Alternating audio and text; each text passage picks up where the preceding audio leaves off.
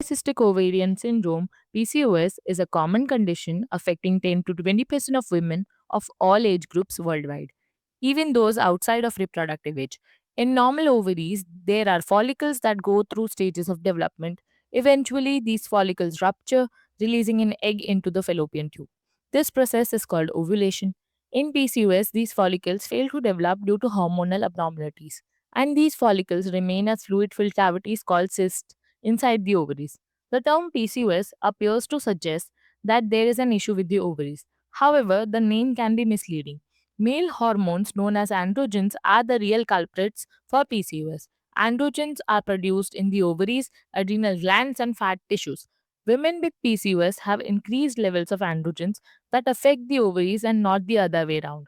These high levels of androgens are also responsible for the symptoms of PCOS. Women with PCOS often present with irregular menstrual periods, increased body hair growth, and acne and difficulties in getting pregnant. Due to these symptoms, PCOS has been perceived as a reproductive problem. However, recent studies have classified PCOS as a lifelong metabolic condition, increasing the risk of obesity, diabetes, fatty liver disease, high blood pressure, and heart diseases. Studies have also shown that these are caused by androgens and these risks are increased with the severity of androgen levels. To summarize, PCOS is recognized as a serious metabolic condition that is driven by excessive androgens and is characterized by irregular periods, increased body hair growth, acne, infertility, and cysts in the ovaries.